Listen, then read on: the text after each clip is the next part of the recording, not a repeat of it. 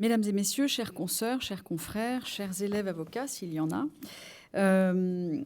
en tant que bâtonnière de Paris, je suis très heureuse de présider cette 25e édition, vous l'avez rappelé, du cycle Droit, Liberté et Foi.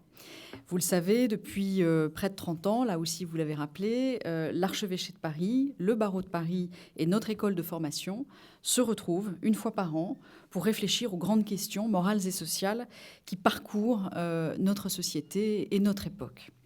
L'année dernière, mon regretté prédécesseur Olivier Cousy, et naturellement j'ai une pensée particulière pour lui ce soir, avait introduit les échanges sur le thème de la laïcité.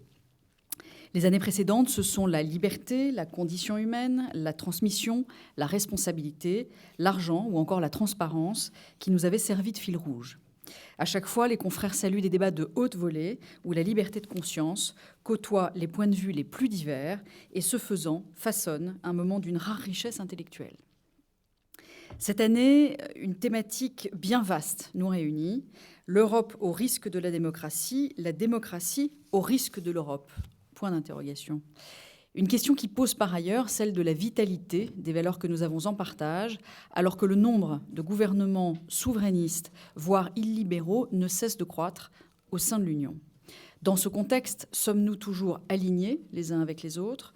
Aspirons-nous toujours à défendre l'état de droit et les libertés qu'il protège? Sommes-nous tous déterminés à préserver la paix, quoi qu'il en coûte, selon l'expression consacrée?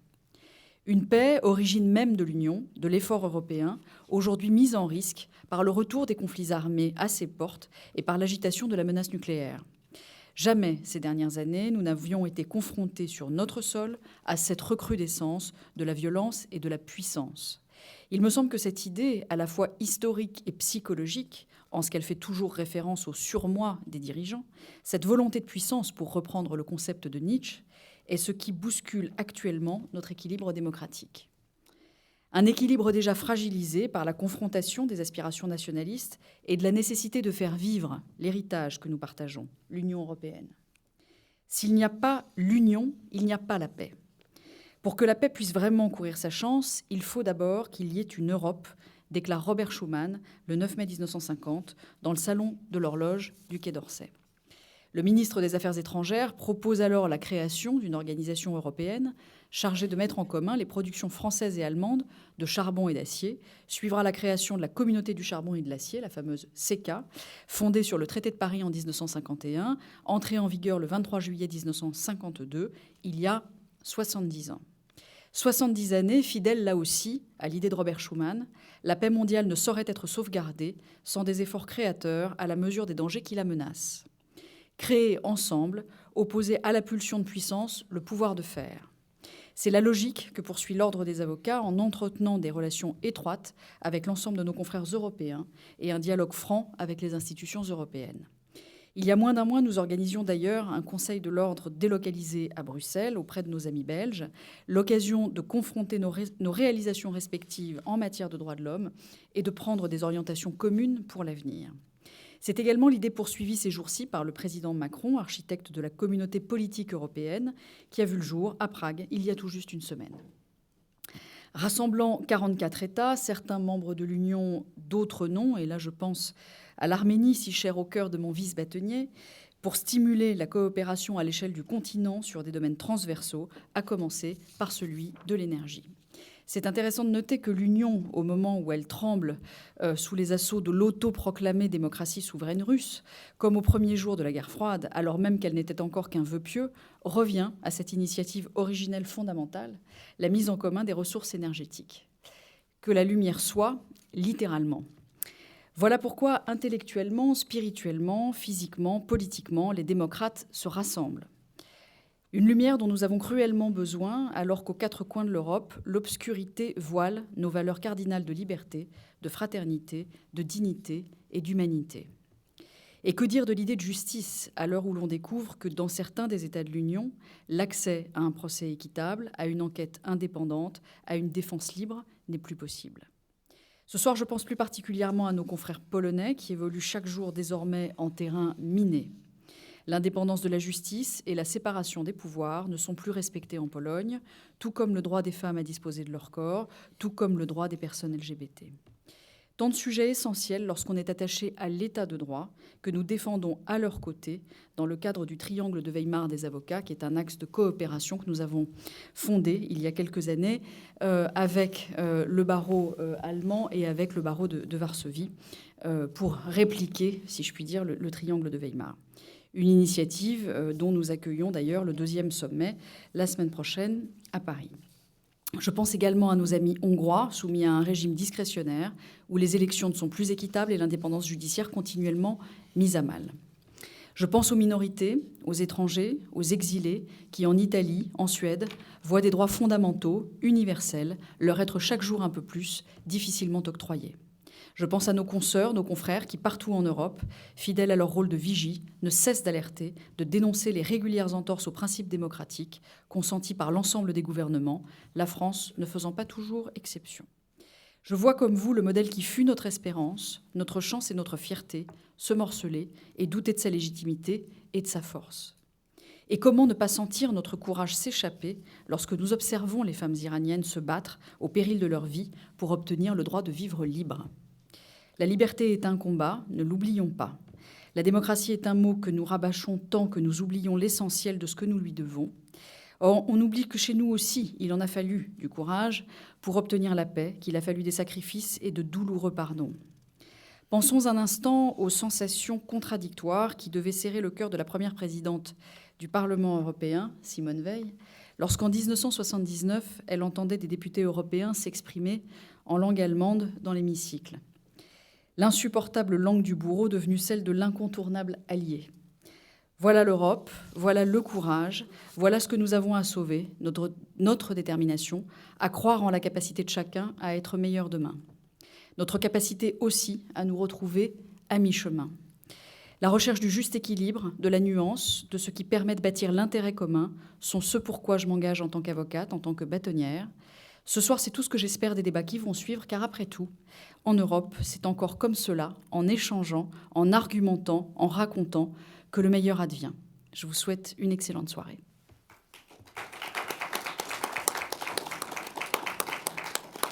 Et j'ai le plaisir de donner la parole au père Bernard Bourdin. Merci beaucoup, Madame la Présidente. Vous nous accordez 20 minutes, je crois. Je vous accorde le temps dont vous avez besoin, mon père. Non, n'exagérons rien, j'en abuserai pas. C'est qu'il faut discuter avec l'Assemblée, quand même. Alors, je vais m'efforcer d'être pas trop bref, mais pas trop long non plus. Alors, autour de ce sujet, quelle valeur démocratique pour l'Europe, il m'était demandé d'intervenir sous l'angle d'un regard théologique sur l'Europe. Et je me suis fixé comme directive, si je puis dire, ou comme problématique, le titre suivant, l'Europe, un défi pour la théologie, un défi pour l'Europe.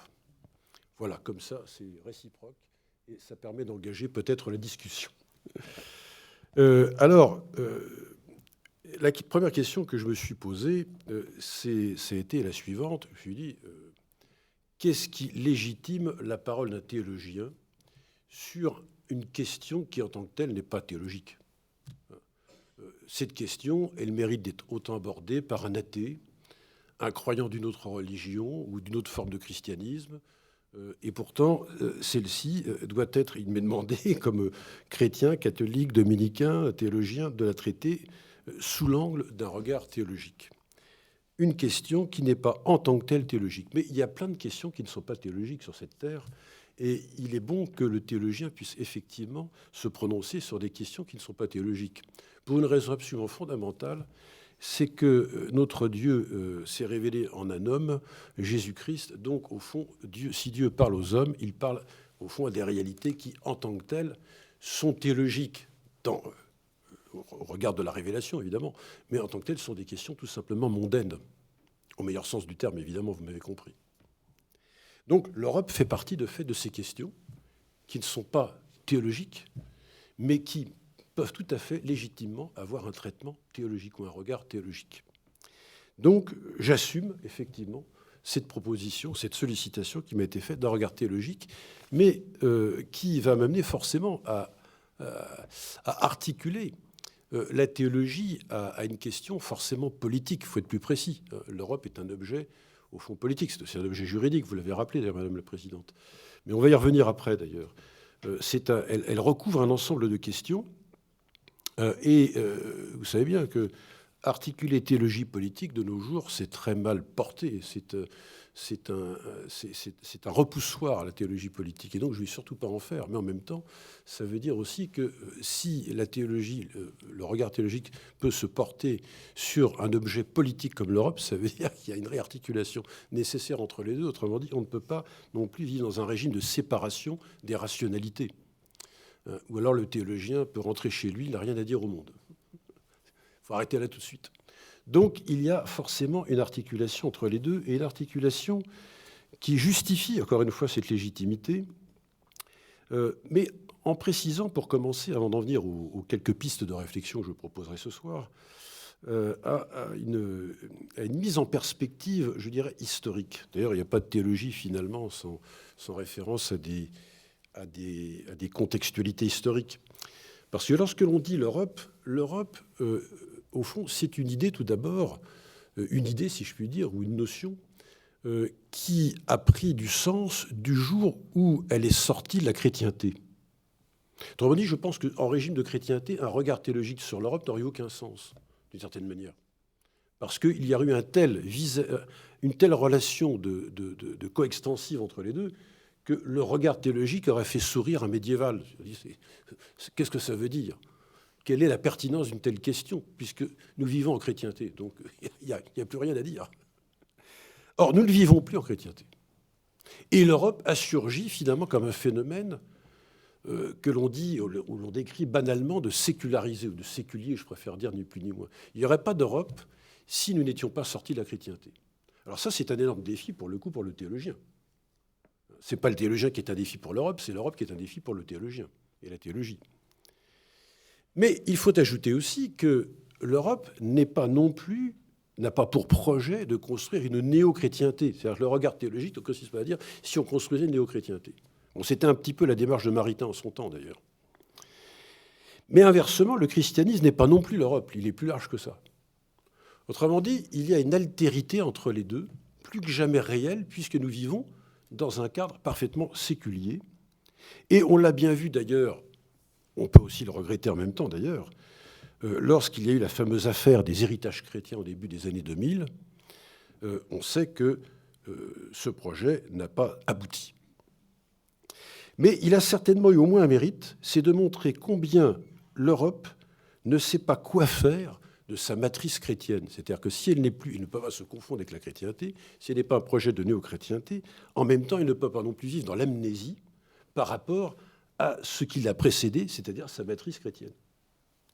Et l'Europe ne sait pas quoi en faire, en réalité. Mais inversement, il est bien possible que les christianismes, je dis bien les christianismes, ne savent pas forcément mieux faire avec l'Europe. Et j'insiste sur le fait que le christianisme, puisque souvenons-nous que lorsque l'Europe des six a commencé, on a commencé à 6, on l'appelait la petite Europe vaticane. Donc ce qui en dit très long sur le type de christianisme qui était présent. Et sans doute d'ailleurs que ça a contribué à la réconciliation franco-allemande, parce que n'oublions pas que le chancelier Adenauer et le général de Gaulle avaient au moins un point commun, c'est qu'ils étaient catholiques l'un et l'autre. Quand ils se sont retrouvés à la cathédrale de Reims, ça a dû quand même rendre quelques services, malgré tout. Alors, cette Europe, du même coup, et j'en arrive après cette problématisation, au deuxième point de mon propos, cette Europe est une Europe qu'on peut, au fond, qualifier d'agnostique. Et elle l'est au sens étymologique, simplement, elle ne sait pas, elle ne connaît pas, et elle n'est pas contre Dieu, mais elle ne le connaît pas non plus. Elle est constitutionnellement agnostique, et philosophiquement agnostique. C'est lié, d'ailleurs, forcément. Et c'est avec cette Europe agnostique-là qu'il faut faire pour lui proposer un regard théologique. Alors là, pour m'avancer un peu plus, je voudrais dire que si l'Europe n'est pas faite pour être chrétienne, pas plus qu'elle est faite pour être anti-chrétienne, puisqu'elle est agnostique, autrement dit, elle ne se prononce pas, le regard théologique doit aussi se donner cette liberté, comme vous le disiez aussi, Madame la Présidente, d'être un aiguillon critique. Je ne dis pas que le théologien doit être un dénigreur de l'Europe, mais un aiguillon critique. Autrement dit, celui qui dit attention, là, il y a tel ou tel point qui ne va pas et qui mériterait d'être réfléchie pour que cette Europe agnostique sache où veut-elle véritablement aller. Je vais citer un exemple qui peut fâcher peut-être, mais que j'ai trouvé extrêmement intéressant. Récemment, le Conseil de l'Europe a promu, comme vous le savez, la liberté dans le hijab. C'est l'exemple typique d'une Europe agnostique. Peu avant, la révolte des jeunes femmes iraniennes. Et doit-on ajouter de la condition des femmes en Afghanistan. Ça m'a rappelé, à la lumière de cette espèce de schizophrénie, qui ne date pas d'aujourd'hui, la féroce révolution culturelle des années 60 qui sévissait en Chine, au même moment où les jeunes pensaient qu'il fallait être maoïste pour se libérer de la domination capitaliste. C'est le même genre de schizophrénie dans un autre monde. Très étonnant. Comment peut-on préconiser une idée comme celle-ci, qui est par ailleurs un symbole de pression à quelques milliers de kilomètres plus loin? Alors l'Europe agnostique a du bon, parce qu'elle permet la liberté de conscience. Donc en ce sens-là, je ne la conteste pas. C'est comme la France, la République laïque est une république agnostique. Et elle permet beaucoup de choses. Mais elle peut avoir aussi du mauvais. Il faut oser le dire. C'est-à-dire que le regard théologique ne doit pas être un regard qui serait en quelque sorte une nouvelle alliance du trône et de l'échelle du trône et de l'autel, à grande échelle, l'échelle européenne. Nous marchons main dans la main. Non, l'Europe n'est pas une nouvelle chrétienté, elle n'est pas contre les chrétientés, mais le christianisme non plus n'est pas l'Europe. Il est plus que ça, et donc il est ferment de réflexion pour l'Europe. Vous voyez l'esprit dans lequel je souligne cet exemple. Et d'ailleurs, je relisais récemment ce petit texte des évêques de France qui n'a certainement pas la profondeur, je le dis très franchement, de celui de 2017 sur retrouver le sens du politique. Mais il y a une chose qui était juste qu'ils ont dit, les évêques français, à propos de la construction européenne, si emblématique d'un combat remporté contre les tentations d'affrontement et de guerre, doit être constamment revue pour ne pas tomber dans l'impuissance, la dérive libertaire, l'excès technocratique, le renoncement au pouvoir de vraies valeurs morales, etc., etc. Au risque aussi de contribuer, d'ailleurs, vous le disiez tout à l'heure, Madame la Présidente, à susciter des replis nationalistes. Bon, je m'arrête là, je ne vais pas citer tout ce qui a été dit, c'est évident. L'espérance ne déçoit pas, je vous renvoie à page 49. Alors, un regard théologique sur l'Europe devrait plutôt aussi expliciter en quoi l'Europe et ses valeurs démocratiques et le christianisme sont liés, mais en quoi aussi ils ne recouvrent pas exactement la même réalité. Et ainsi, on peut promouvoir un regard théologique qui serait un regard d'altérité, comme une ressource d'altérité qui permet de prendre de la hauteur et réfléchir à ce qu'est l'Europe avec ses valeurs démocratiques et comment le christianisme lui entend-il proposer son rapport à la démocratie pour l'Europe. Alors, je voudrais en venir maintenant à mon troisième point, et qui sera le dernier. Donc, vous voyez, je ne vais pas être excessivement long, loin de là. Je crois que c'est une dizaine de minutes, ça va. En quoi, donc, et c'est la question que je me suis posée en écrivant ces pages, en quoi un regard théologique peut-il être fermant d'un christianisme, d'une Europe dont je précise qu'elle est une Europe politique. Je me souviens qu'avec Jean-Pierre Mignard, nous avions réagi tous les deux il y a quelques semaines à ce sujet-là. Alors, je n'ai rien contre, évidemment, une Europe du droit et une Europe des valeurs. Une Europe politique qui serait coupée du droit et des valeurs n'aurait aucun sens. Vous l'avez rappelé aussi tout à l'heure. Mais inversement, l'Europe ne peut pas être une Europe du droit et des valeurs si elle n'est pas aussi une Europe politique, donc elle n'est pas animée par un projet politique. C'est l'incarnation même ou le prolongement, ou l'incarnation, j'hésiterai, d'ailleurs je reviendrai sur ce mot éminemment chrétien, c'est l'incarnation même d'une Europe du droit et des valeurs que de construire, de penser à une Europe qui soit politique. Ou alors je ne comprends pas très bien si elle n'avait pas une signification politique. Alors ça veut dire que le christianisme, dont le regard théologique qu'il peut proposer, ne peut pas être simplement une simple caution spirituelle. Je crois que vous l'aurez déjà bien compris aux propos que je tiens, une simple caution spirituelle. Je parlais tout à l'heure d'une alliance du trône et de l'autel à grande échelle. au projet européen. Il doit être un aiguillon critique et constructif, évidemment. Comment peut-il être cet aiguillon constructif, critique à la fois et constructif, au travers de ce regard théologique?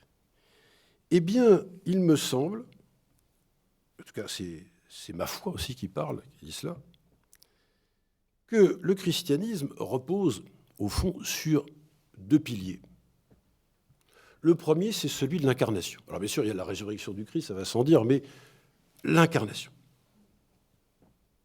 Le christianisme est une religion de l'incarnation. Et c'est aussi une religion qui a une conception du même coup spécifique à partir de l'incarnation de l'universel. Ce sont ces deux piliers en tension qui lui permettent d'établir sa relation au monde et d'annoncer sa bonne nouvelle au monde, et y compris dans son impact politique. Autrement dit, parler de l'Évangile, parler de la foi, ce n'est pas parler d'un spiritualisme éthéré et qui laisserait la politique aux affaires purement mondaines. Et on revient à ce que je vous disais au tout début de mon propos. Donc l'incarnation est une conception qui en résulte bien spécifique de l'universel, ou qu'on appelle en termes théologiques la catholicité. Pardonnez-moi du terme un peu technique, mais c'est le terme en fait le plus juste qui soit. Je ne parle pas du catholicisme, je dis bien la catholicité, ce qui n'est pas du tout la même chose. Alors, à partir de là, je peux décliner les 4 points auxquels je pensais tout à l'heure quand je vous parlais de pistes de réflexion, et qui pourront, je l'espère, nourrir en tant soit peu notre débat, nos discussions. Premier point, c'est le rapport du christianisme avec l'humanisme. C'est un vrai sujet en lui-même, et qui ne va absolument pas de soi. Car le christianisme n'est pas en tant que tel un humanisme, il n'est pas non plus un anti-humanisme, il n'est pas en tant que tel un humanisme. S'il n'était qu'un humanisme, après tout, c'est la foi en l'homme avec Dieu comme cerise sur le gâteau, comme on dit, permettez-moi l'expression. Mais il ne reste plus grand-chose du christianisme s'il n'est que ça. Non, c'est une religion de salut. Donc, il ne peut pas s'assimiler à un humanisme séculier qui est celui de l'Europe agnostique, indéniablement. Il ne faut pas se leurrer, il ne faut pas se mentir, il faut parler en langage de vérité. Ça ne veut pas dire qu'ils vont ferrailler ensemble en permanence. Mais ils ne reposent pas sur les mêmes présupposés. D'un côté, il y a toujours le risque dans l'humanisme tel qu'il s'offre aujourd'hui, ou tel qu'il se donne à entendre, celui de l'individualisme libéral, qui d'ailleurs n'est pas le libéralisme classique. Je tiens à souligner, puisque je suis professeur de philosophie politique, je suis d'autant plus sensible que le libéralisme classique avait de fortes racines chrétiennes, en réalité. Il ne faut pas se tromper, se méprendre sur ce qu'on appelle le libéralisme. Je ne veux surtout pas vous donner l'impression que je le réduis à sa mauvaise part, ce qui serait très injuste et pas honnête, mais plutôt ce qu'il est devenu, ce qui est différent. Or, le christianisme n'a pas cet universel-là. Encore une fois, c'est un universel d'incarnation. Et forcément, il est tourné beaucoup plus du côté de la personne qu'il ne l'est du côté de l'individu. D'un individu autoréférencé ou autoréférentiel, mais au contraire d'une personne comme être de relation. Et là, on est au cœur même du prolongement de l'incarnation, effectivement, et aussi de la conception chrétienne de l'universel. Je pense d'ailleurs soudainement à ce que dit le pape dans sa dernière encyclique sur ce lien d'ailleurs entre l'universel, la fraternité et la personne, d'ailleurs, qui apparaît très clairement dans certains passages de son encyclique. Autrement dit, le christianisme apporte un regard théologique à l'Europe qui n'est pas un regard d'hostilité, c'est évident. Il n'a pas à le faire, ça n'a pas de sens. Mais un regard au sens d'un aiguillon critique qui dit, voilà, mais l'universel n'est pas un universel de surplomb. C'est un universel qui procède des réalités concrètes. Et ça, c'est là l'enjeu d'une vraie discussion avec nos amis européens plutôt de tradition humaniste. Première piste de réflexion. Deuxième, à la lumière de ce regard théologique reposant sur ces deux piliers, le rapport du christianisme avec la démocratie et les droits de l'homme. Alors, les droits de l'homme, bien sûr, on est toujours aussi du côté de l'humanisme, mais je pense plus particulièrement, bien sûr, christianisme et démocratie, puisque c'est le thème de ce soir. Il n'y a, en tant que tel, d'ailleurs, j'y reviendrai à la fin de mon propos, aucune incompatibilité, loin de là, entre le christianisme et la démocratie. Je dirais même qu'il y a une convergence, j'allais dire presque naturelle. Je reviendrai encore une fois sur cette question. Mais il peut, ne serait-ce qu'en convergence naturelle, au sens où il n'y a pas de démocratie sans des espaces politiques particuliers, structurés, de même qu'il n'y a pas d'église universelle qui ne s'incarne pas dans des lieux précis. Et voilà, c'est tout Vatican II, si vous aimez mieux. Mais il peut aussi s'y opposer au sens où la démocratie moderne, telle qu'elle se pense à l'échelle européenne, dans nos différents États-nations européens, devient une démocratie de type immanente, autoréférentielle, où ne seraient plus que les défenseurs d'une conception créancière du droit. C'est-à-dire que nous serions passés d'une philosophie des droits de l'homme, je pense tout spécialement d'ailleurs à la déclaration de 1789, qui est une déclaration fondationnelle des droits de l'homme et du citoyen, à des droits à l'homme. Là, je parle devant des juristes et des avocats, ils me contrediront si j'ai tort, mais je me situe sur le terrain purement philosophique, ce n'est pas mon métier d'être avocat, mais il me semble qu'il y a là, et je ne dis pas que les droits créants sont en soi absolument abominables, mais on ne peut pas réduire les droits de l'homme à les droits à l'homme. Ça, c'est un vrai sujet. Et là aussi, je pense que la théologie chrétienne, à partir de ces deux piliers, incarnation, catholicité, universelle, et sur laquelle débouche, à mon avis, tout naturellement la question de la personne, a quelque chose de fondamental à dire à nos démocraties européennes pour qu'elles puissent exister, tout simplement, et non pas s'effondrer. Alors, je précise un point qui me paraît capital, étant sauf qu'il ne s'agit pas, dès lors on apporte un regard théologique, d'imposer une norme théologico-politique ou une norme même métajuridique. On sait très bien que, d'abord, ça serait irréalisable et sans doute pas souhaitable, mais en revanche, c'est une ressource dans le débat public démocratique qui me paraît être nécessaire, que peut apporter le christianisme par son regard théologique. Troisième piste de réflexion, cette fois-ci, je pense au christianisme et Europe, bien sûr, et la question du sentiment d'appartenance. Et c'est là, à mon avis, que la question du projet, en tout cas pour moi, la dimension politique du projet européen est importante. Je pense que la grande difficulté de ces dernières décennies pour l'Europe à se faire entendre, alors qu'elle a suscité tant et tant d'enthousiasme au cours des décennies des années 50, 60, voire 70, c'est le fait qu'elle s'est de plus en plus identifiée, au fond, elle s'est détachée, je dirais d'abord, de son référent civilisationnel, historique, culturel, pour s'identifier beaucoup trop à des valeurs ou à du procéduralisme démocratique. Je pense notamment à toute la philosophie d'Habermas, en fait. Même si Habermas lui-même, d'ailleurs, sa pensée est très en retrait par rapport à ce qu'on fait l'Europe, en réalité. Mais c'est un peu cette ligne. Je pense à celle du patriotisme constitutionnel. Or, il me semble que pour que l'Europe, précisément, n'ait pas en retour les réactions que Madame la Présidente soulignait, des retours, ce que j'appelle moi des retours du refoulé de type nationaliste ou identitaire, qui sont, à mon avis, l'expression pathologique d'une dépossession collective de soi des peuples. Le moralisme est la pire chose venue. La réponse est de nature politico-culturelle. Et là, le regard théologique est extrêmement important dans la mesure où, précisément, c'est le regard que le christianisme peut apporter dans sa logique d'incarnation. Mais qu'est-ce qu'un peuple? Qu'est-ce qu'une nation? Qu'est-ce qu'une fédération de nations? Une confédération de nations? Un espace européen qui est plus que simplement des nations autoréférencées, mais un ensemble de civilisations qui se donnent un projet politique.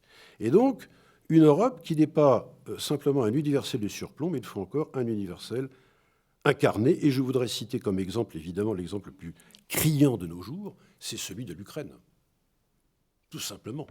Qu'est-ce que c'est que l'affaire ukrainienne, si ce n'est un pays qui recherche son émancipation d'une puissance impériale, mais qui veut exister comme nation et qui sera un des éléments de la symphonie européenne des États-nations, tout simplement, à une échelle méta-européenne. Et donc, je pense que l'Ukraine est à cet égard un véritable défi politique. Alors pour la Russie, c'est une évidence, mais même pour les Européens. Mais un défi aussi théologique, finalement, en ce sens-là. Parce que se joue aussi le rapport entre l'orthodoxie et puis le christianisme occidental, qui n'est pas de même nature. Il se joue quelque chose au plan de la symbolique, de l'imaginaire historique, qui est extrêmement important. Quatrième et dernier point, je conclurai par ce biais-là, parce que je vois que le temps passe. Je ne peux pas m'empêcher de penser au rôle qu'ont joué dans un certain nombre d'États européens les démocraties chrétiennes. Ces démocraties chrétiennes n'existent, autant dire, plus. Si on prend un pays comme l'Italie, qui était une idée italienne par excellence. La démocratie chrétienne n'existe plus. Je ne le dis pas ça par nostalgie, je constate simplement, c'est tout. Et en Allemagne, c'est une forme, à mon avis, dans laquelle beaucoup de gens s'y retrouvent, parce qu'il faut bien qu'il y ait un parti politique, quoi. Voilà. Je ne pense pas que les référents chrétiens soient absolument mobilisateurs. Alors, en même temps, cette crise, ou ce délitement de la démocratie chrétienne, a un effet positif aussi, c'est qu'il oblige à repenser le rapport du christianisme à la démocratie, et donc à réfléchir sur ce que serait désormais une conception chrétienne de la démocratie, ce qui est différent d'une démocratie chrétienne. Une conception chrétienne de la démocratie qui serait transversale, car on sait très bien que sur la palette des idées, les chrétiens sont sur un éventail de la gauche à la droite très varié. Donc il n'y a pas de parti compact chrétien, quoi. Voilà, faut être clair, on le sait très bien. Donc qu'est-ce que serait, au travers de cette transversalité politique, une conception chrétienne de la démocratie qui peut remobiliser à nouveau frais donc, le référent chrétien au sein de nos démocraties européennes. Et je ne peux pas m'empêcher de penser, bien sûr, au grand sociologue que fut Tocqueville, qui a eu raison à beaucoup d'égards. Il était au fond à sa façon un prophète. Lui qui avait perdu la foi par ailleurs, la foi de sa jeunesse, il était le premier à avoir une vision quasi providentialiste de la démocratie, c'est un mot qui intervient souvent, et notamment lorsqu'il affirme que les démocraties modernes sont la conséquence civique de ce que le christianisme lui-même a annoncé, c'est l'égalité théologique. Donc, pour Tocqueville, pas d'égalité civique sans une égalité théologique de départ. Et de fait, on ne peut que lui donner raison lorsque l'on sait que toutes les premières démocraties à l'échelle de la planète sont nées sur un sol européen et chrétien. Et il suffit de la regarder très clairement. Alors, ce qui ne veut pas dire que la démocratie est interdite, fort heureusement, aux peuples extra-chrétiens. On ne peut que se réjouir quand des peuples des autres continents embrassent la démocratie. C'est une évidence. Mais il y a un sol de départ. Donc, c'est-à-dire qu'on voit bien la connivence entre les deux. Alors, voilà ce que je voulais vous dire ce soir, de manière ramassée, et sans doute encore un peu longue d'ailleurs, et sur ce que pourrait être une conception chrétienne d'un projet politique européen et en quoi l'Église comme institution et les chrétiens peuvent apporter par leurs ressources théologiques que sont notamment l'incarnation et la conception qu'ils ont spécifique de l'universel à cette Europe. Il me semble que ne pas le faire serait l'aveu que la théologie est devenue une pseudo-rationalité qui n'a plus rien apporté à notre monde, ce qui serait gravissime. Il en résulterait que la séparation entre théologie, droit et politique serait l'angle mort du christianisme et de l'Europe, alors que l'Europe est un défi pour la théologie, et le défi de la théologie pour l'Europe serait nul à ce moment-là. Mais l'Europe, je crois, perdrait de sa raison d'être, tant elle est liée paradoxalement à sa matrice chrétienne que l'on soit croyant ou non. Et ce n'est pas une question de foi, c'est une question d'anthropologie, au fond. C'est une question de monde civilisationnel commun. Voilà, je vous remercie.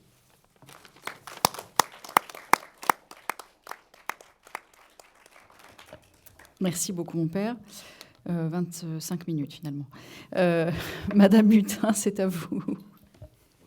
Merci beaucoup, Madame la Présidente. Bonjour à vous tous. On m'a posé une question qui est assez vaste, comme vous allez pouvoir vous en rendre compte.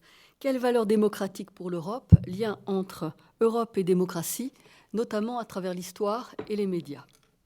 Alors je me suis dit que peut-être on pourrait commencer par se mettre en face de cette phrase de Van Rompuy, le premier président du Conseil européen. Il disait « L'Union européenne est un projet qui transcende l'économie. Elle est un instrument au service de la paix, de la réconciliation et du vivre ensemble. » On est donc dans l'ordre du déjà là, mais surtout de la promesse. Mais pour que cet instrument existe et qu'il traverse le temps, il doit être organisé, structuré autour d'institutions démocratiques, mais il ne peut atteindre son but de paix, de liberté, de réconciliation, sans la vive flamme de la conscience des peuples, sans leur adhésion aux valeurs qui la fondent, sans leur volonté active de poursuivre ce bien essentiel et précieux, mais fragile, inaccompli toujours, menacé souvent. Animateurs de la démocratie, les médias d'information œuvrent à cette charnière entre la conscience des valeurs et des institutions. Témoins de l'histoire des peuples et de leurs aspirations, ils se situent entre hier et demain, entre la mémoire et la promesse. S'ils s'enferment dans le présent, ils risquent d'occulter la promesse de paix. Mais s'ils s'ouvrent à l'avenir, ils peuvent peut-être contribuer à faire advenir et à développer la fraternité européenne que Victor Hugo appelait de ses voeux. Un jour viendra, écrivait-il, où les canons et les bombes seront remplacés par les votes, par le suffrage universel des peuples, par le vénérable arbitrage d'un grand Sénat souverain. À cet exercice démocratique s'ajoute une autre dimension, infiniment plus modeste, qui consiste par l'information à favoriser la connaissance mutuelle des Européens, à les rendre plus proches les uns des autres, pour que l'ennemi d'hier, l'étranger d'aujourd'hui, devienne le prochain, le familier. Mais encore faut-il que l'information soit indépendante. C'est vital pour la démocratie. Alors on peut se demander, peut-elle exister aujourd'hui, quand l'information est réduite au rang de marchandise ou de produit d'appel de la publicité, dont la valeur est évaluée au nombre de clics et au profit qu'elle génère, et non pour sa contribution à la vie démocratique. Dans cet exposé, j'aborderai donc 2 points. Tout d'abord, nous reviendrons rapidement à l'origine de l'Union européenne, où s'est manifestée avec clarté et limpidité les valeurs qui fondent ces institutions démocratiques.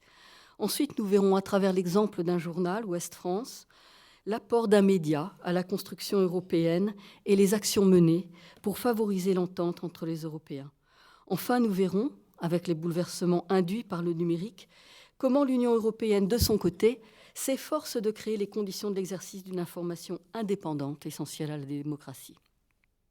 Comme vous le savez, l'Union européenne est le fruit d'une très longue histoire et d'un drame historique qui l'a conduit à fonder ses institutions démocratiques sur une conception de la personne humaine.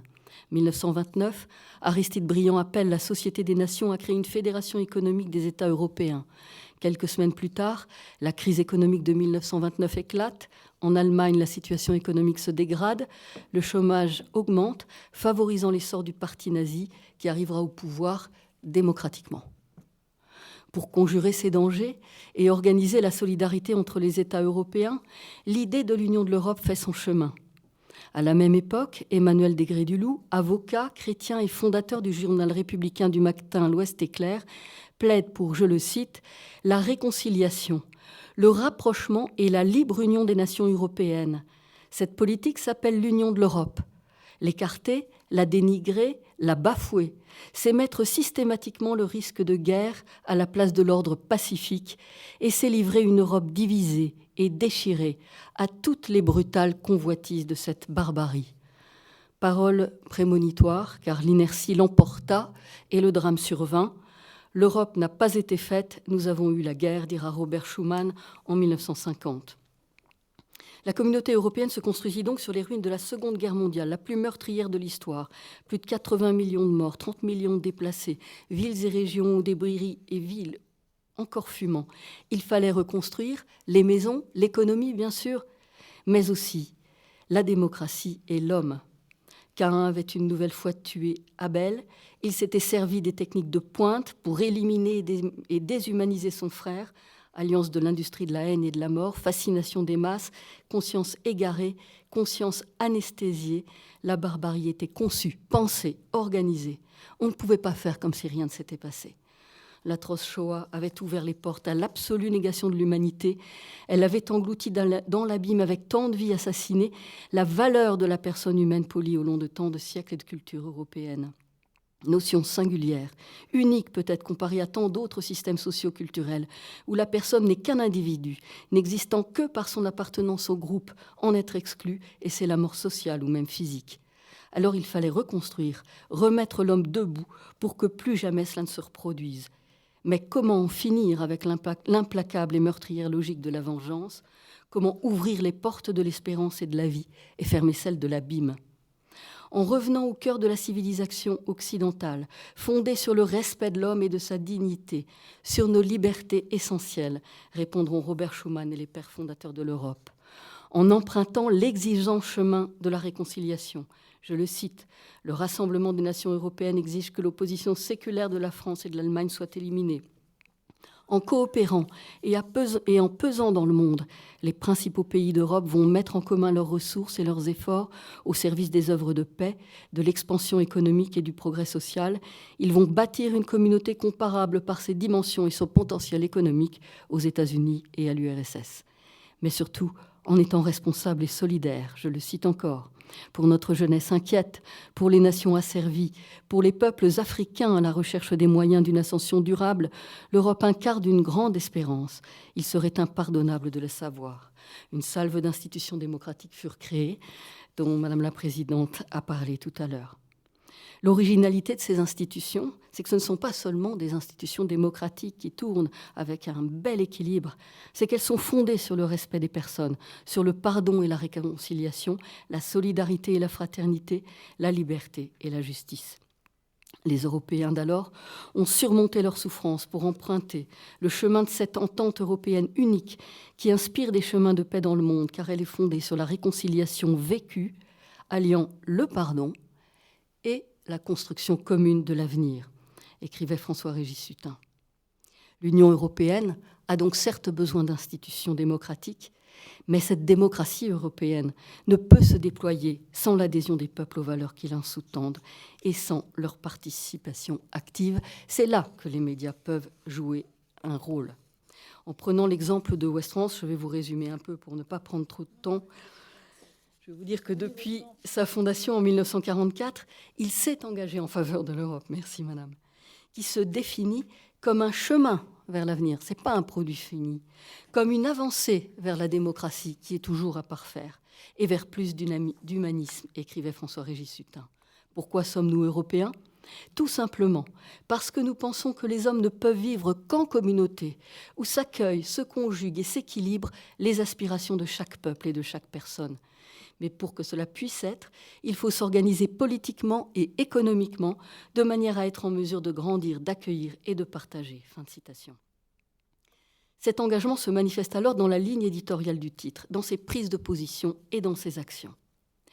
Mais sa ligne éditoriale relève d'une analyse. La démocratie repose sur un type de sociabilité particulière. En résumant à grands traits, le sociologue Georges Gurvitch en définissait 3 niveaux de sociabilité. La masse, qui se définit par le maximum de pression et le minimum d'adhésion. Elle est souvent l'apanage des régimes totalitaires qui imposent un mode de communication du haut vers le bas, détruisant méthodiquement toute horizontalité. À l'inverse, la communion, c'est le maximum d'adhésion et le minimum de pression. Mais cela nécessite des mutations d'un autre ordre qui ne sont pas toujours de l'ordre temporel. Alors, il reste la communauté, qui est, elle, l'équilibre entre la pression et l'adhésion. Elle n'a rien à voir avec le communautarisme qui enferme dans des particularismes. Au contraire, la communauté permet la relation, qui n'est plus entre des atomes et des individus constituant une masse, mais entre des personnes, centre de liberté reconnu par tous et centre de responsabilité participant à la prise en charge de toutes les autres. La personne donne, apporte et en même temps elle reçoit. Il existe une relation permanente entre la personne et la communauté, mais aussi entre les personnes qui forment la communauté et que la communauté reconnaît dans leur dignité, enseignait François-Régis Hutin. C'est donc à partir de cette conception de la démocratie comme communauté, où la personne peut s'épanouir et où un humanisme intégral est considéré comme un objectif fondamental, que nous abordons la question des médias en démocratie. Ils ne sont pas le relais du pouvoir, mais au contraire, ils permettent à chacun de se situer, de situer les autres, de multiplier les échanges entre les hommes et les groupes sociaux et les institutions. Elles contribuent à aider les individus à devenir des personnes et des citoyens. Cette approche a été déclinée a conduit à envisager le projet européen non comme un club de riches fermé sur lui-même, ce qui conduirait à l'asphyxie, mais à organiser la construction européenne en relevant les défis de l'Europe et du monde, dont dépend la paix, énergie, famine, menaces, totalitarisme toujours renaissant. Tout cela s'est traduit au fil des décennies par différents engagements. Je ne vous en cite que quelques-uns. Dès 1944, réconciliation franco-allemande. Soutien à l'élection au Parlement européen en 1979. Défense de la liberté face au totalitarisme par le soutien aux dissidents des pays totalitaires. Protestation dès les années 1980 contre l'organisation de la dépendance énergétique gazière vis-à-vis de la Russie. Appel à bâtir un cadre plus large, dont parlait Madame tout à l'heure, permettant d'associer plus étroitement hier les pays d'Europe de l'Est, aujourd'hui ceux qui frappent à nos portes, respect des peuples et des frontières contre l'invasion de la Géorgie, de l'Ukraine, le refus de livrer les navires Mistral après l'annexion russe de la Crimée, mais aussi pour l'enseignement de l'histoire européenne à l'école et cultiver cette mémoire commune. En parallèle, les valeurs de liberté, de solidarité, de fraternité ont inspiré des actions concrètes. Ainsi, la solidarité des lecteurs des Ouest France ne s'est jamais démentie. Elle était au rendez-vous en 1981, quand fut lancée l'opération Noël pour les Polonais sous l'état de siège. Pendant des années, les dons des lecteurs rempliront des camions de 30 tonnes pour les aider à tenir et leur apporter des biens essentiels. Mais aujourd'hui encore, les lecteurs de Ouest France sont mobilisés pour aider les Ukrainiens victimes de la guerre. Leurs dons dépassant les 2 millions d'euros ont permis d'acheter des ambulances, du matériel chirurgical et médical, des denrées de première nécessité. Construire l'avenir ensemble, c'est la tâche des citoyens européens. Mais ça signifie envisager l'avenir ensemble. Dans ce but, Ouest France lancera un concours entre lycéens pour dégager une devise de l'Europe, celle que vous connaissez bien, In Varietate Concordia, qui montre que l'unité dans la diversité est un chemin. Ces lycéens ont donc apporté leur pierre. Cela a été fait avec des confrères européens, avec l'aide du Parlement européen, et cela a rappelé que la concorde est évidemment entre les Européens, mais aussi entre les autres peuples du monde dont les cultures sont pleines de richesses humaines, expliquait François-Régis Hutin. Mais cette promesse de paix et d'union de l'Union européenne ne peut s'accomplir à partir des seules institutions. Elle a besoin des peuples, elle a besoin d'une information qui va vivifier ses consciences. Et la question suppose que les médias puissent exister de manière indépendante et libre. Mais l'émergence d'acteurs mondiaux du numérique a bouleversé la scène du débat démocratique et brisé le modèle économique des médias d'information. En effet, leur développement rapide, échappant à toute régulation, a eu un double effet dans la vie des démocraties, d'une part auprès des citoyens, en multipliant les possibilités d'information et de désinformation, d'autre part en mettant en péril l'existence de nombreux médias, en particulier la presse écrite. Face à cette évolution dangereuse pour la démocratie, l'Union européenne a enfin pris le taureau par les cornes en commençant à réguler l'activité des plateformes dans 3 domaines. Tout d'abord, en responsabilisant les plateformes numériques pour éviter la diffusion de fausses nouvelles, les appels à la haine et à la violence.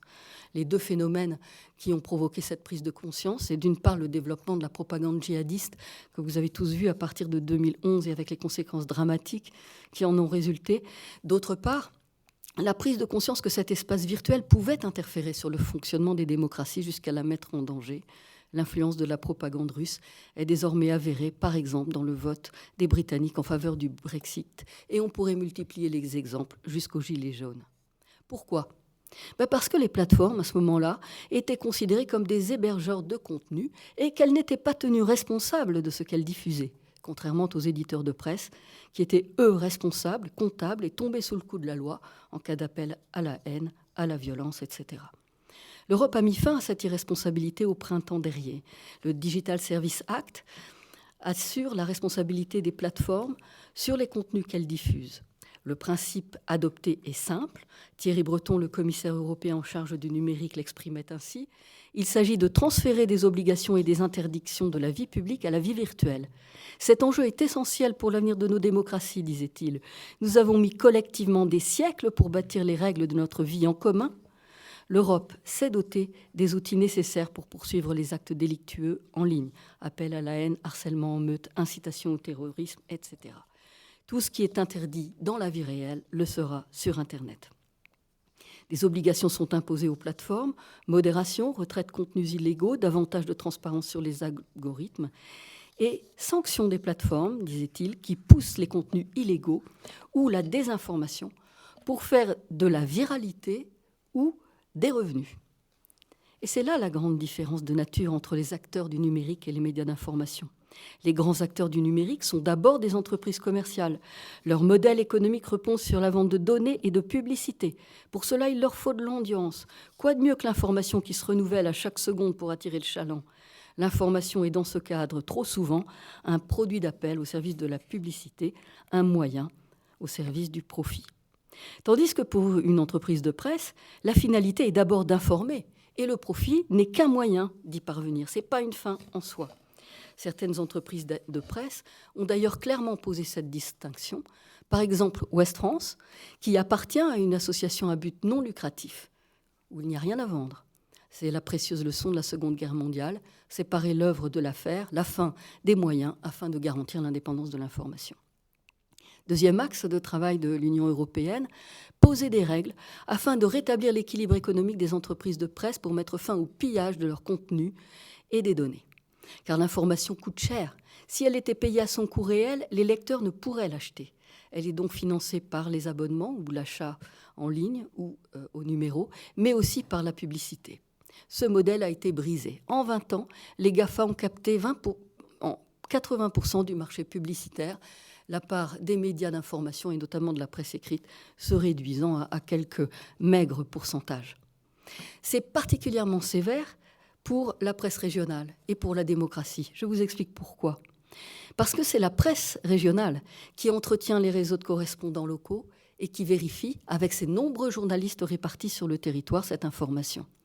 On peut dire qu'ils servent d'agences de presse aux agences de presse, aux télévisions, aux radios nationales qui s'appuient sur leur travail, car eux n'ont pas de quoi financer cette collecte, ni cette vérification de l'information locale. À partir, on monte les sujets que vous voyez arriver sur vos écrans.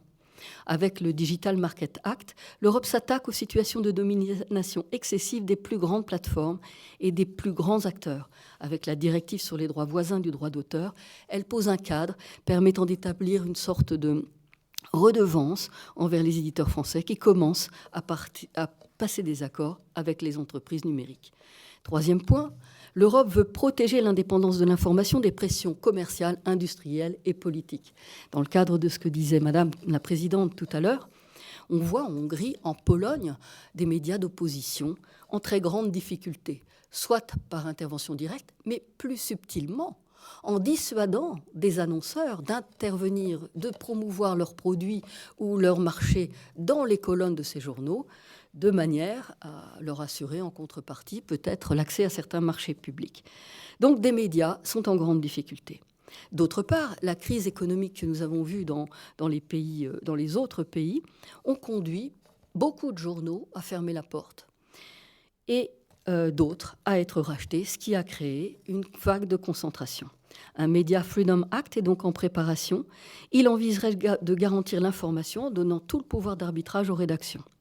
Quoi qu'il en soit, si cela se confirme, cela reviendrait à abolir le rôle du directeur de la publication, qui est non seulement responsable juridiquement de ce qui est publié, ce qui est normal, mais qui est aussi garant du contrat de confiance passé avec les lecteurs et de l'orientation du média au long cours.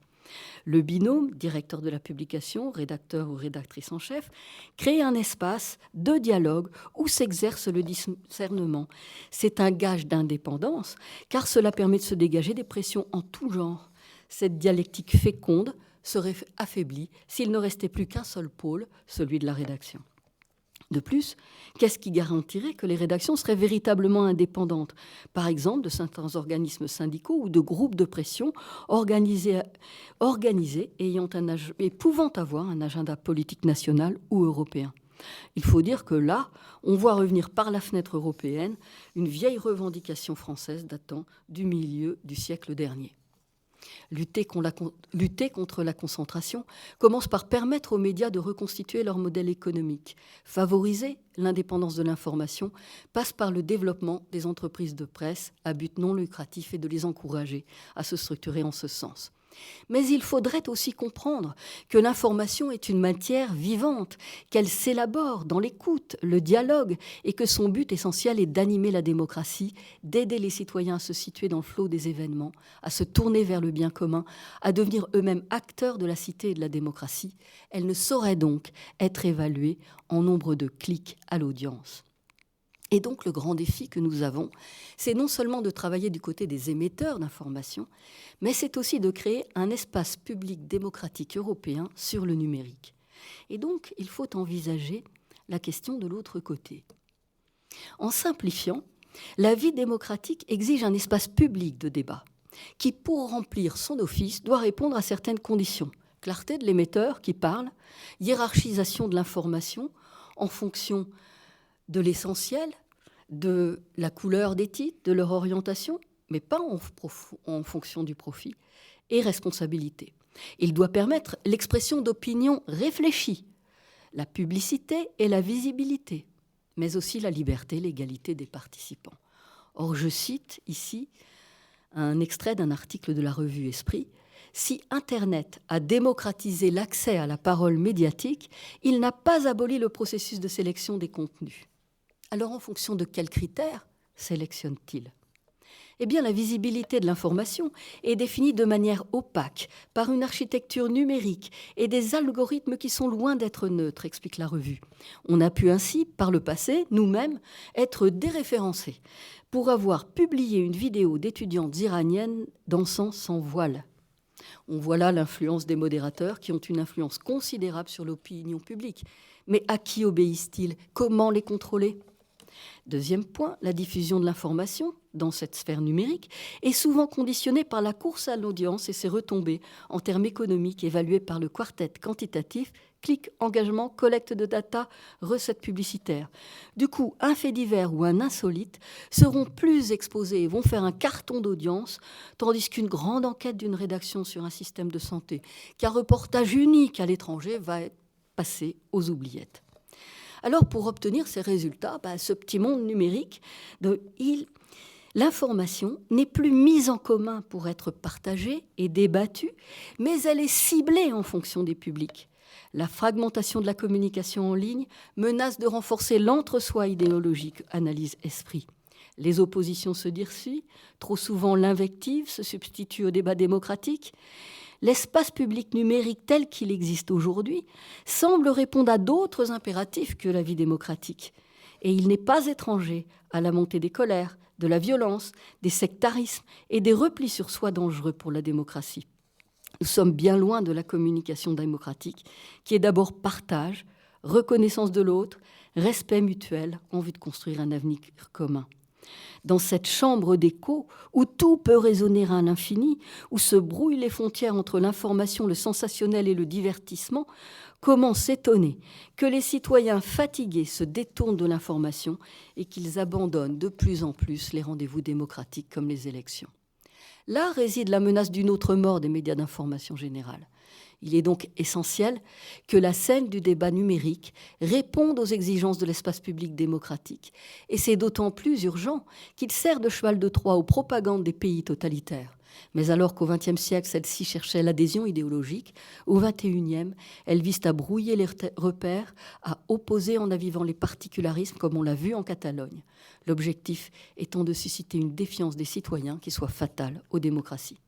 Il me semble donc qu'il est urgent de construire l'espace démocratique européen en utilisant les technologies, non d'abord pour le profit, avec les divisions inévitables que cela induit, mais pour chercher sans relâche à rapprocher les personnes et les communautés en vue de participer à la vie de la cité et de la démocratie, en vue de dépasser les intérêts particuliers, en reprenant conscience du bien commun, en vue de reprendre conscience des valeurs qui permettent d'édifier une société et une Europe fraternelle. L'Europe a le mérite d'exister malgré ses faiblesses, mais elle ne pourra conjurer ce risque de division qu'avec les citoyens européens et le concours de médias indépendants. Cela suppose aussi que le législateur qui fabrique les lois et les normes s'interroge sans cesse sur la société qu'il induit. Favorise-t-il le consommateur ou le citoyen, l'individu ou la personne, un peu les deux, plus l'un que l'autre ?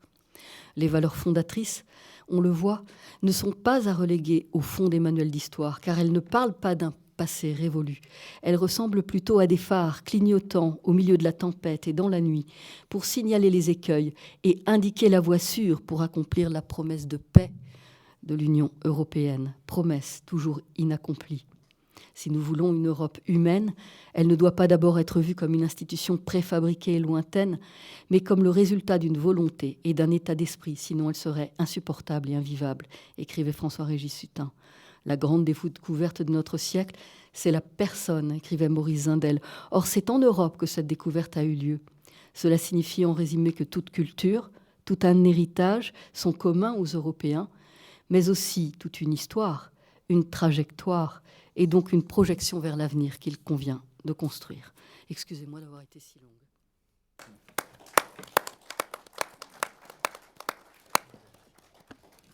Et comme les avocats savent être brefs, mon ami Jean-Pierre Mignard nous a promis de réduire. Mais voilà, mais cela dit comme... Chère présidente, chère bâtonnière, je vais l'être. Promis, juré. Voilà mon père. Moi, ça me va, je trouve tout ça passionnant. Donc moi, je suis ravie, mais il faut laisser la parole à la salle aussi. Voilà, à un moment. le sujet qui nous réunissait était l'Europe au risque de la démocratie au risque de l'Europe. On va rappeler peut-être presque un thème d'année préparatoire d'entrée à sciences politiques. Je vais dire peut-être, tenter de cerner tout de suite, peut-être poser plus de problématiques. Moi, je suis moins rassuré. Néanmoins, même si Jean-Emmanuel a introduit beaucoup d'incertitude à la fin et d'inquiétude, je pense que nous sommes à un tournant dans l'histoire de l'Europe. Et il n'y a pas, comme le disait Valérie, il n'y a pas de système politique éternel. Donc je ne pense pas que l'Europe soit un système que l'on doive vénérer comme étant absolument certain dans sa longévité, dans sa pérennité et dans sa constitution tel qu'il est. Je crois que vraiment il se passe des choses d'une très grande gravité dans le monde et que bien évidemment cela retentit sur l'Europe, mais il y a des événements d'une gravité tout à fait insigne en Europe qui sont susceptibles peut-être de menacer sa substance même. Nous en sommes là. Alors si la démocratie est un risque pour l'Europe, je reviens au sujet, c'est que l'Europe n'existe déjà plus. Car c'est le risque démocratique qui a créé l'Europe.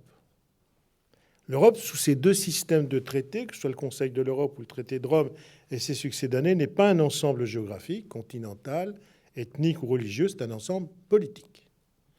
Du marché commun à l'Union européenne, il ne s'agit que d'une succession de traités, c'est-à-dire une addition d'accords entre États. Sans ces traités, il n'y aurait pas d'Europe politique, et donc pas d'Europe économique ni sociale, ni culturelle, et encore moins peut-être un jour militaire. L'union de l'Europe est un pur acte de volonté dicté par des circonstances historiques et rien d'autre.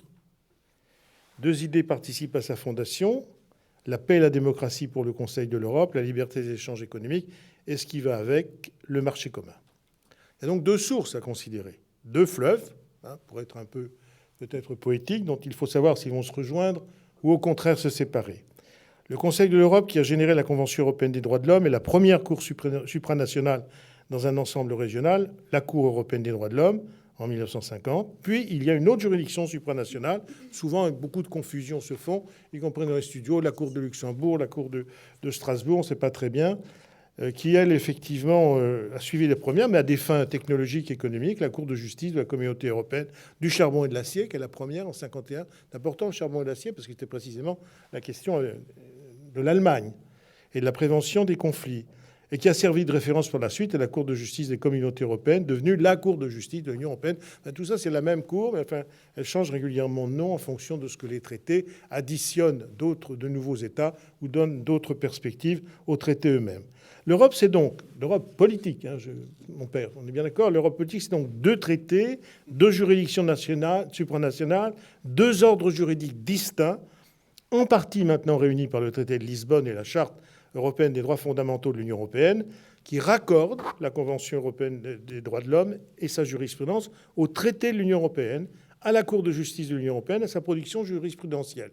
C'est dans cet épisode un peu compliqué pour lequel il y a eu un référendum en France qui, à mon avis, beaucoup plus d'effets qu'il a fabriqué, qu'il y a au moins un traité qui a permis effectivement la jonction à la fois de ce qu'il y avait de meilleur dans les 2 traités, et notamment que l'Union européenne, de son origine économique, très profondément est fondée sur un système de liberté, de services, de travail, de capitaux, d'inspiration très nettement anglo-saxonne, parce que Monnet était effectivement inspiré par le modèle anglo-saxon, à différence de Schuman, que vous avez cité, Jean-Emmanuel, qui était, lui, en effet, d'inspiration plus spirituelle ou chrétienne. C'était vraiment 2 Europes distinctes, hein, c'est vraiment pas du tout les mêmes. Ça, je crois qu'il faut quand même bien se mettre d'accord. Donc il y a un raccordement avec le traité de Lisbonne, puisque maintenant, la Cour de Luxembourg peut adorer dans son patrimoine de traités la Convention européenne des droits de l'homme. Ça, c'est très important. Et deuxièmement, la jurisprudence de la Cour de Strasbourg est intégralement maintenant réinvestie par la Cour de Luxembourg, qui peut d'ailleurs effectivement viser telle ou telle disposition de ces articles pour rendre une décision. Alors ça, c'est vraiment, à mon avis, essentiel, car il faut savoir qu'on ne pouvait pas être membre de l'Union européenne si préalablement on n'avait pas été membre du Conseil de l'Europe. Et au sein de ce Conseil de l'Europe, si on n'avait pas souscrit à l'ensemble des dispositions relatives à la reconnaissance de la juridiction supranationale qu'est la Cour européenne des droits de l'homme de Strasbourg. Alors, effectivement, au Conseil de l'Europe, il y avait la Russie. C'était déjà pas loin d'être extraordinaire avant, dans son respect des textes, qui était un irrespect absolu. Et puis, il y avait d'autres. La Turquie, c'est pas non plus toujours extraordinaire, mais enfin, la Turquie est toujours membre du Conseil de l'Europe et formellement adhère à la Convention européenne des droits de l'homme, avec quand même pas mal de réserves. Donc, on a d'ailleurs parlé de la Convention européenne du Conseil de l'Europe comme étant le sas de décontamination des États voulant rentrer dans l'Union européenne. C'est-à-dire que l'Union européenne, dorénavant, union à l'origine de liberté, de services, de circulation de capitaux, etc., et plus seulement cela, s'assure que les États qui rentrent adhèrent à un ensemble de principes juridiques. Voilà. Ça, excusez-moi, je ne veux pas être... C'est fini, promis, mais c'est pour effectivement éviter bien d'inutiles débats et pour savoir que c'est déjà très difficile de comprendre comment on parle de l'Europe et combien, en fait, il y a 2 Europes. Et donc, voilà, c'est comme des rocades. On essaye de les faire se rejoindre. C'est un effort gigantesque, c'est un effort intellectuel, c'est un effort politique. Hein, parce que, je veux dire, alors, les juristes sont les mécaniciens de cela, mais les ingénieurs sont politiques. Si je peux me permettre, c'est ça, l'Europe. Hein. Alors, l'Europe, elle est politique, sinon elle n'est rien. Alors, il existe un ordre juridique européen, on peut le dire aujourd'hui. Son avenir, sans l'adhésion pleine et entière des États qui composent le Conseil de l'Europe et l'Union européenne, qu'est-ce qu'il en resterait? Rien ou pas grand-chose.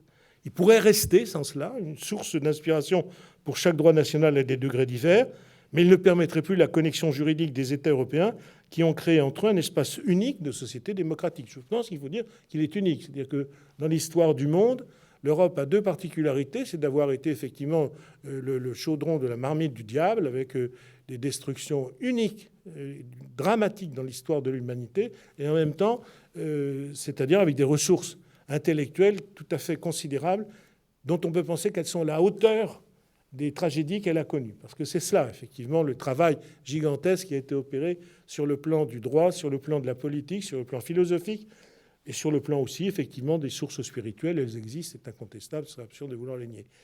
Voilà. Donc la démocratie en Europe suppose le partage des principes et règles de droit exprimés par les traités. Donc l'Europe, c'est la démocratie, ou sinon c'est le vide. Sans la démocratie, sans le respect des droits humains, sans la séparation des pouvoirs, sans la libre expression et libre information, pierre angulaire de l'espace européen, il n'y a pas d'Europe. L'Europe n'a pas d'autre choix donc que d'être toujours plus démocratique, c'est-à-dire d'être toujours en mouvement, puisque les États, car il n'y aurait rien de pire, on se retrouvait dans la situation de « je suis au-dessus du vide et soudain je constate que je suis dans le vide, je n'avance plus ». L'Europe est contrainte à avancer ou sinon elle est formellement amenée à tomber, puisque les États qui renonceraient à la démocratie n'auraient plus, par définition, de raison de se réunir et d'harmoniser leurs droits. D'où on voit bien que les enjeux politiques nationaux que nous voyons aujourd'hui ont toute leur importance, car renoncer ou modérer the démocratie, ou réduire les critères démocratiques dans un pays, ça veut dire immédiatement pas seulement changer l'ordre politique et démocratique du pays, mais immédiatement, simultanément, automatiquement, ça veut dire un décrochage avec les autres États, puisque nous avons créé un système où l'ensemble des États sont connectés les uns les autres. Si c'était ça, on effondrerait pierre par pierre la tour savamment construite des droits européens. Ou alors on se retirerait, comme la Grande-Bretagne l'a fait avec le Brexit. Pour un souverainiste ou un nationaliste, on peut effectivement dire nous voulons des États d'Europe. Mais alors ce ne serait plus l'Europe, c'est politique. Ça n'aurait plus rien à voir avec celle d'aujourd'hui. Bien sûr qu'il y a aujourd'hui des États qui constituent l'Union européenne, mais dire nous voulons des États-nations, très bien, c'est parfait. Personne d'ailleurs ne veut nier sur ce point la nation. Vous avez cité quasi Renan dans le film, Mon père, c'était juste. Mais la nation pour elle-même, ce n'est plus l'Europe, ce n'est pas l'Europe politique. Donc ils le savent. Hein, c'est pour ça que ce qui se joue là est considérable et qu'il faut suivre en effet avec beaucoup de soin l'ensemble des élections qui se déroulent, car si un État manque, si 2 États manquent, puis 2, 3, 4 manquent, ça veut dire que peu à peu des pierres sont retirées de la base de l'édifice et que l'édifice, à la fin, s'effondrera. C'est donc une affaire italienne n'est pas une affaire italienne, une affaire suédoise n'est pas une affaire suédoise, une affaire anglaise n'est pas une affaire anglaise. Chacune de ces affaires est une affaire absolument et intrinsèquement européenne. Sur quels critères alors apprécier que la démocratie ne puisse être qu'au service de l'Europe et qu'en desservant la démocratie, l'Europe s'effondre d'elle-même? L'Europe, c'est un système protecteur de droits pour les Européens et aussi pour les personnes non ressortissantes des pays de l'Union européenne, mais qui sont sur son territoire. Hein, c'est très important. Ce que vous avez dit sur la personne est vrai, parce que la personne est une notion, d'ailleurs, qu'on peut relier au personnalisme, vous avez raison de citer là-dessus, c'est juste, qui va au-delà du citoyen, n'est-ce pas? Très important. C'est un droit qui s'adresse aux personnes.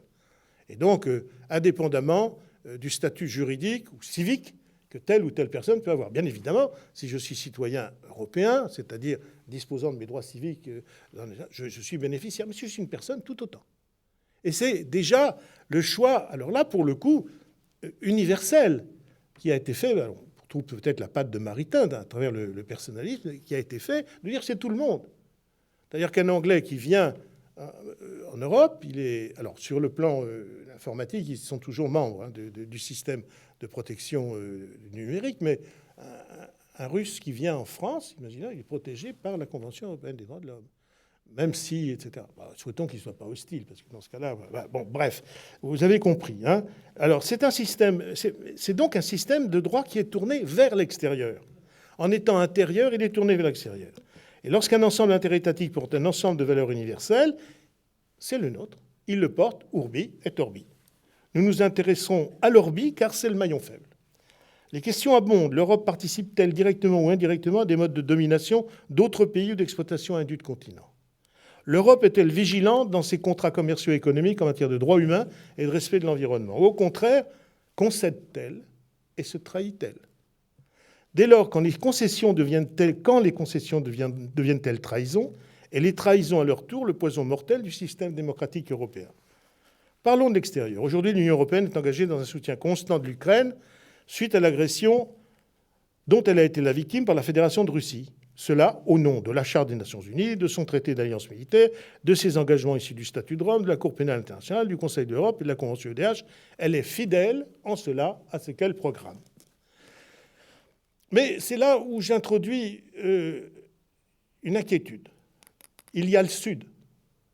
Il n'y a pas que l'Est. Il y a le Sud. On dénombre près de 25 000 morts par noyade dans les eaux de la Méditerranée, du détroit de Gibraltar au détroit de Messine, depuis 2014. Ça concerne des hommes, femmes et enfants ayant fui l'Afrique, souvent, pour échapper à la misère, à la guerre, à l'esclavage et gagner l'Europe.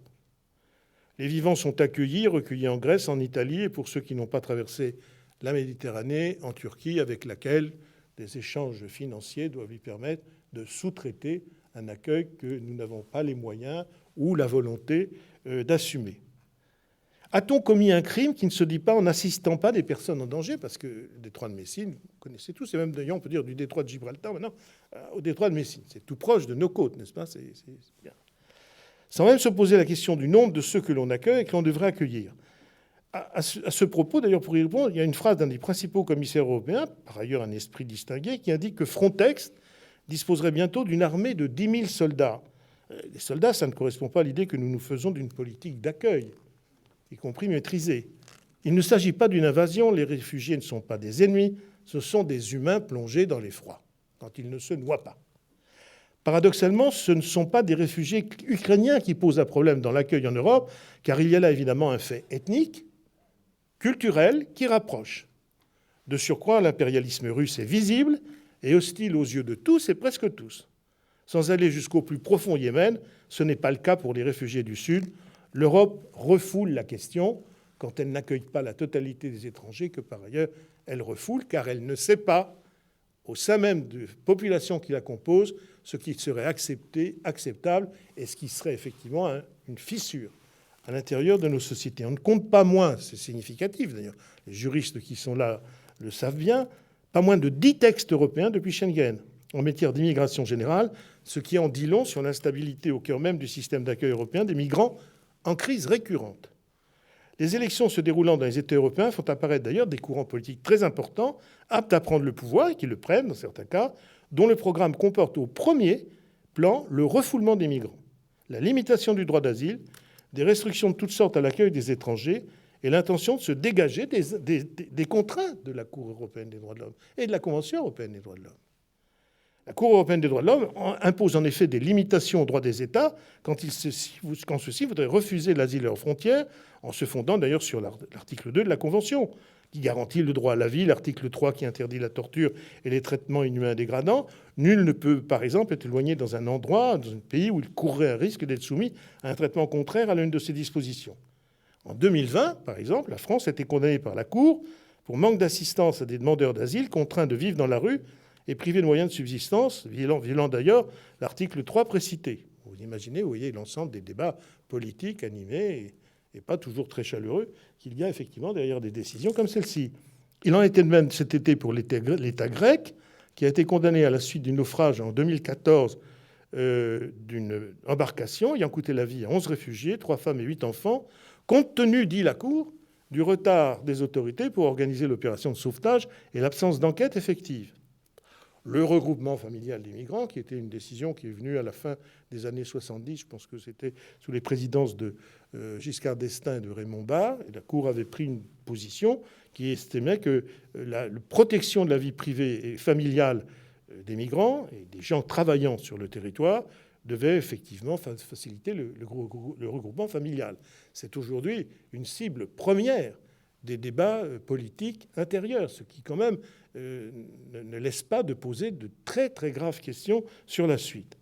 On peut penser d'une certaine manière que l'étranger du Sud sert de bélier qui enfoncerait le pont-levis de la forteresse européenne, selon qu'on veuille l'accueillir ou selon qu'on veuille le refouler. Avec la crise climatique, les grandes incertitudes économiques et financières, la question des étrangers est l'un des 3 grands sujets qui menacent l'Union européenne dès lors que celle-ci verrait son projet capté par des courants xénophobes et identitaires. Je me permets de parler de mot xénophobe, Madame la Présidente, vous ne direz pas d'inconvénient, c'est admis tout à fait dans le dictionnaire et ça ne vise surtout personne qui soit ici. Donc vous m'y autoriserez. Priver les étrangers de ces effets, y compris dans les limites du raisonnable, c'est scier la branche sur laquelle l'Europe s'appuie, son rayonnement, ou ce qu'il en reste. Et c'est une atteinte surtout à son être politique propre. Car cela signifie bien évidemment qu'à partir du moment où l'on fait la chasse aux étrangers, parce que cela devient très vite cela. C'est un système de police qui s'installe, un système de fichage, d'enfermement, de procédures rapides, de boucs émissaires, qui dévorent la démocratie de l'intérieur. Car ces politiques ne peuvent de fait que dresser les uns contre les autres et pousser les habitants à fermer la porte à l'étranger. Plutôt que de s'inscrire dans une politique européenne et africaine de coopération ambitieuse, elles entendent verrouiller les accès, relever les ponts-levis et refermer l'Union européenne sur elle-même. Dès lors, de nouveaux parias ne tarderont pas à apparaître. Ce seront notamment ceux qui dénoncent l'inhumanité produite par ces politiques. Et il y aura des chrétiens. Et il y aura évidemment des chrétiens parmi ceux-là. Et qui viendront en aide aux personnes en détresse. Faut-il laisser l'étranger au seuil de la porte ? Avec cette question, nous nous situons exactement à l'endroit où l'injonction évangélique rejoint le droit positif. Rappelons les dispositions de la Convention EDH de la Charte des Nations Unies, du Pacte international relatif aux droits civils et politiques, de la Convention de Genève de 1951, relative au statut des réfugiés et d'autres textes d'autant plus engageants que la juridiction suprême, et tous ceux que la Cour EDH a pour mission de contrôler dans leur application. La loi nationale est ainsi scrutée, y compris lorsque les décisions du Conseil constitutionnel français explicitent, et ça c'est historique, le principe de fraternité, qui est un des trois pierres porteuses du triptyque de la devise de la République française. Le Conseil constitutionnel a été amené à dire, dans l'affaire de monsieur qui s'appelle Cédric Héroux, celui-ci, qui est une sorte de personne généreuse et hallucinée, comme le sont d'ailleurs toutes les personnes généreuses, et pas tous les hallucinés, je prends mes précautions, il habite dans cette partie très montagneuse des Alpes-Maritimes, et il vient... La vallée de la Roya. La vallée de la Roya, comme dit Mme la bâtonnière, qui connaît bien toute sa géographie.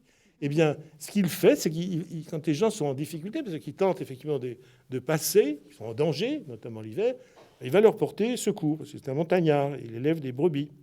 Alors, donc, fallait-il le condamner ou pas ? Une question prioritaire de constitutionnalité qui a été posée, et le Conseil constitutionnel, très, très sérieusement, s'est penché dessus pour estimer effectivement que dans ce cas-là, l'application de la loi qui interdit de permettre à des personnes de rentrer en situation irrégulière sur le territoire n'était pas conforme à la fraternité.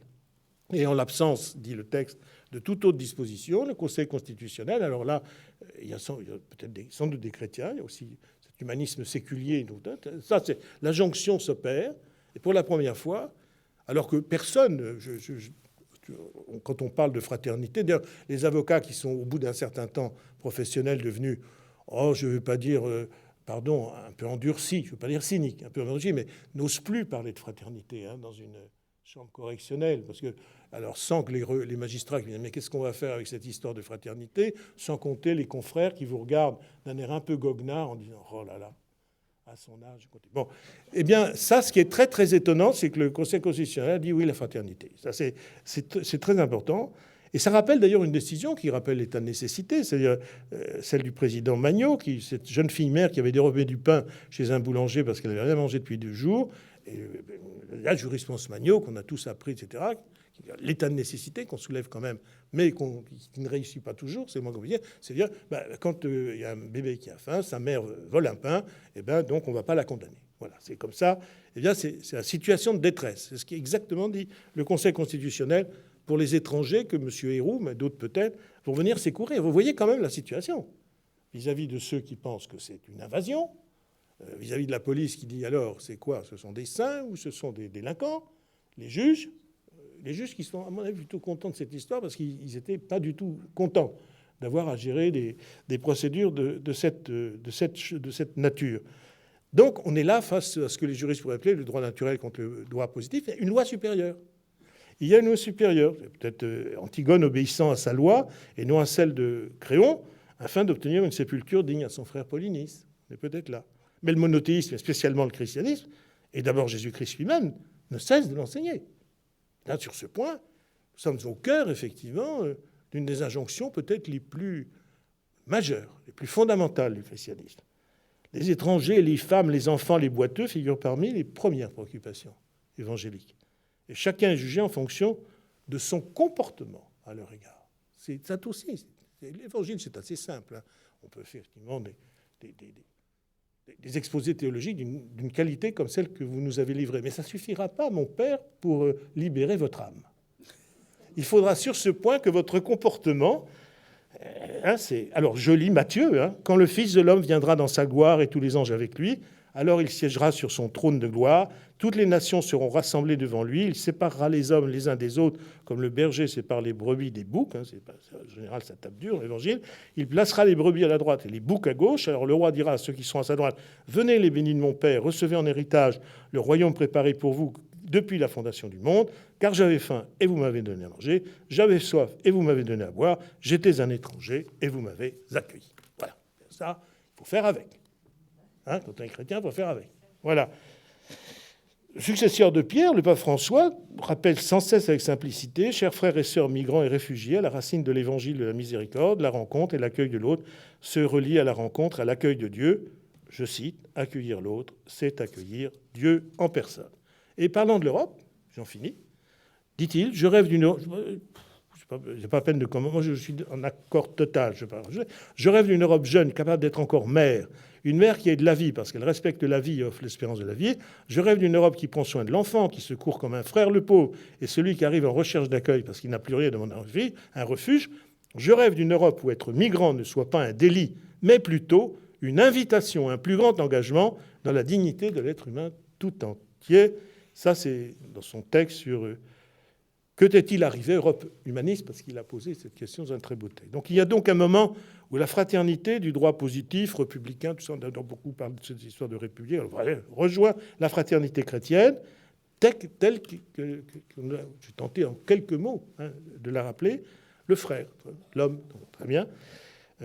Et dans les deux cas, que ce soit le principe constitutionnel ou que ce soit l'injonction évangélique, ça peut amener à désobéir formellement aux lois pour être fidèle à leur esprit. On est fidèle à l'esprit, même si on désobéit. Antigone avait sans doute tort au regard de la loi et raison au regard du respect fondateur dû aux morts. Et là, c'est une fracture anthropologique entre elle et son oncle. En fait et en droit, pour en prendre cette invocation à l'humanisme européen fait par le pape et épaulé ici par le Conseil constitutionnel français par nombre de textes européens des droits de l'homme, le choix qui nous est offert et il est entre fraternité et barbarie. Rien de moins. Bref, à la fin, pour ça, qu'est-ce qui jugera l'Europe ? Je le pense très profondément, même si je ne suis pas idiot et je ne méconnais pas les réalités économiques et sociales. Ce ne sera pas le taux, son taux de compétitivité, son taux de productivité. Ce qui jugera l'Europe, ce sera son taux d'hospitalité.